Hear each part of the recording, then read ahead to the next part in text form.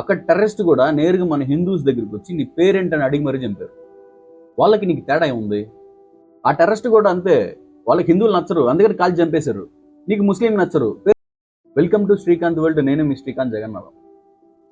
ఈ Tejaswi media reporter పేరేంటో కూడా నాకు తెలియదు, కానీ ప్రస్తుతానికి అతను ఒక మతోన్మాది అని మాత్రం బాగా తెలుసు. నువ్వు మతోన్మాదివి అని ప్రూవ్ చేయడానికి ఈ యొక్క వీడియో చాలు. आपका नाम क्या है? అది సంగతి. ఎవరైతే నలుగురు ఎవరైతే ఉన్నారో వాళ్ళ పేర్లు చెప్పండి నాకు ఒకసారి. बेचने वाले का नाम बताओ. हसन बादशाह, माँ बादशाह, हसन बादशाह, माँ बादशाह, मासूम अली. అన్ని భాషలే. ఇంకెవరు ఉన్నారు ఇక్కడ? ఏం చేద్దామని వచ్చారు? సార్ మేము ఏం చేస్తాం సార్? ఈ మేడారం జాతరలో మీరు ఏం చేద్దామని వచ్చారు? ఏం చేయడానికి మేము చేస్తాం సార్? మమ్మడానికి బతకడానికి వచ్చినాం సార్. మేము మీరు బతున్నారు, ఇంకొకరు వీళ్ళ ఏరియాలల్లో ఎప్పుడైనా వీళ్ళ ముఖాలకి వాళ్ళ ఏరియాలలో ఈ బన్ను తీసుకుపోయి 10 రూపాయల బన్ను అలాగ తినబెడతారా? అంటే హిందువులు శాతగానోళ్ళు, హిందువులు పిచ్చి కుక్కలు ఏదైనా తింటారు, 10 రూపాయలు ఇస్తారు, ఏదైనా తింటారు, సస్తే చేస్తారు అనేటట్టుగా వెళ్ళున్నది, అంతే కదా?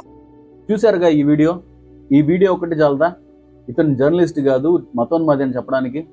రీసెంట్ గా పెహల్గామ్ లో ఒక అటాక్ జరిగింది. 29 మంది సివిలియన్స్ చనిపోయారు. అక్కడ టెర్రరిస్ట్ కూడా నేరుగా మన హిందూస్ దగ్గరికి వచ్చి నీ పేరేంటని అడిగి మరీ చంపారు. వాళ్ళకి నీకు తేడా ఏముంది? ఆ టెర్రరిస్ట్ కూడా అంతే, వాళ్ళకి హిందువులు నచ్చరు, అందుకని కాల్చి చంపేశారు.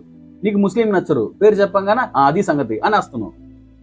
పెద్ద మతోన్మాదులు మీరు. ఈ దేశంలో ఉన్న ఇలాంటి మతోన్మాదులు చెప్తున్నా జాగ్రత్తగా చెవులు పెద్దగా చేసుకుని వినండి. ముస్లిం వెళ్ళి హిందూని ఇబ్బంది పెట్టినా, హిందూ వచ్చి ముస్లింని ఇబ్బంది పెట్టినా అక్కడ ఇబ్బంది పడేది మనిషే కానీ మతం కాదు.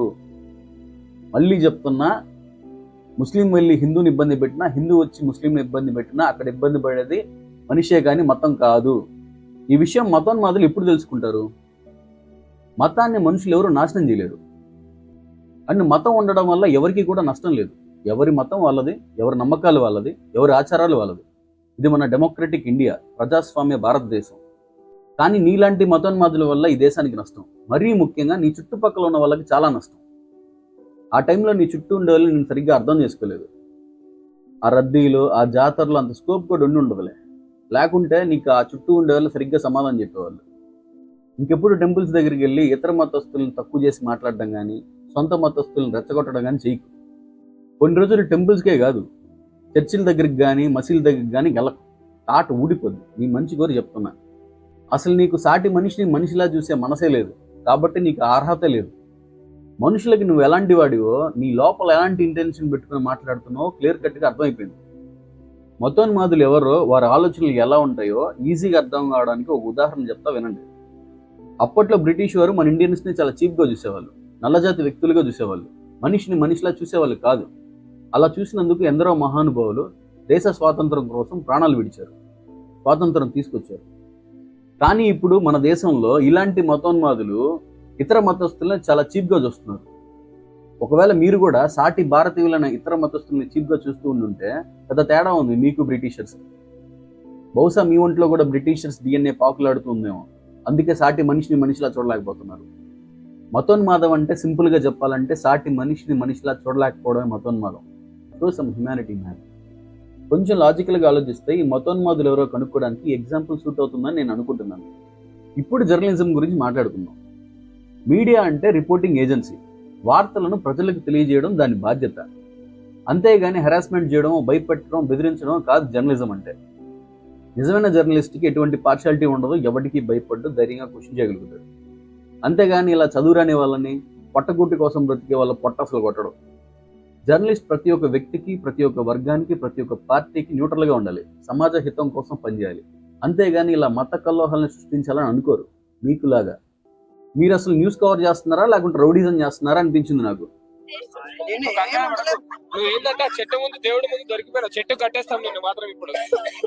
చెట్టుకు కట్టేస్తాను దమ్కిస్తున్నారు. చట్టాన్ని చేతిలో తీసుకోవడానికి మీరెవరు అసలు? యూట్యూబ్లో మీరు అప్లోడ్ చేసిన కోవబన్ వీడియోకి టైటిల్ ఏం పెట్టారు? ఫుడ్ జిహాదా. మీరు కదా మత కల్లోహాలను రేపే జిహాదీలు. అసలు మీ బ్యాచ్ ఉండాల్సిన జర్నలిజంలో కాదు, ఐఎస్ఐ తీవ్రవాదుల్లోనో లేకుంటే ఆల్ఖైదా టెర్రరిస్ట్ గ్రూపుల్లోనో ఉండాలి. మిమ్మల్ని జర్నలిస్ట్ అని పిలవడం అంటే ఆ జర్నలిజంకి అవమానం. కాబట్టి మిమ్మల్ని రౌడీలు అనడమో లేకుంటే వీధి గుండాలు అనడమో కరెక్ట్. అన్న మీరు మమ్మల్ని అందరినీ తినమంటారు కదా, మీరు ఎందుకు తింటలేరు? మేము కూడా తింటాం మేడం అప్పుడప్పుడు. అప్పుడప్పుడు తింటున్నావు, డైలీ చిన్న పిల్లలు పెద్దోళ్ళు తింటున్నారు, దాని వల్ల మళ్ళీ ఎందుకట్లా గ్రామర్ అవుతారు? టెన్షన్ ఎందుకు తీసుకుంటారు? మరి మీరు చేసేది తప్పు కాదు కదా, తిను మొత్తం తినాలి. ఎందుకు టెన్షన్ పడుతున్నావు మరి చెప్పు. ఇక్కడ తినకాడ పడేసే కానీ ఎందుకు టెన్షన్ పడుతున్నావు? ఆధార్ కార్డు లేనప్పుడు ఇక్కడ అమ్మనికి ఆంధ్ర నుంచి వచ్చి ఇక్కడ పర్మిషన్ ఎవరు ఇచ్చారో అది ఒకటి చెప్పండి. మేము బతుకుని వచ్చిన మేడం. ఆ లేడీ రౌడీ ఓవర్ యాక్షన్ అయితే నెక్స్ట్ లెవెల్. అసలు భరించలేకపోయాను నేనైతే. అందరికీ ఆ బంద్ తింటున్న వ్యక్తి ముఖంలో బాధ కనబడుతుంటే ఈ రౌడీ బ్యాచ్ ముఖాల్లో ఆనందం చూడాలి. పైశాచిక ఆనందంతో వెలిగిపోతున్నాయి ఫేసెస్. ఆ టైంలో మీ చుట్టూ ఉన్న వాళ్ళకి మీరేంటో అర్థం కాలేదు, కానీ ఇప్పుడు ప్రతి ఒక్కరికి మీరేంటో, మీ నిజ స్వరూపాలు ఏంటో అందరికీ అర్థమైపోయాయి. కాబట్టి ఇప్పటికైనా చేసిన తప్పు తెలుసుకొని ఇకనైనా మారండి. మీలోనూ మానవత్వం ఉందని ప్రూవ్ చేసుకోండి. మీ వల్ల దేశానికి లాభం జరగకపోయినా పర్లేదు, కానీ నష్టం జరగకుండా ఉంటే అదే కొండంత మేలు. కాదు లేదు అంటే మళ్ళీ ఈసారి ఇంతకన్నా చిన్న స్థాయి వ్యక్తుల దగ్గరికి వెళ్ళి మీ సత్తా చాటుకోండి. ఫైనల్గా నాదో చిన్న మాట, దేశం అంటే మట్టి కాదు, దేశం అంటే మనుషులు అన్నాడు గురజాడ అప్పారావు. సో ఈ దేశం ఏ ఒక్కరిదో కాదు, ప్రతి ఒక్కరిది, భారతీయుడైన ప్రతి ఒక్కరిది. జై భీమ్, జై భారత్.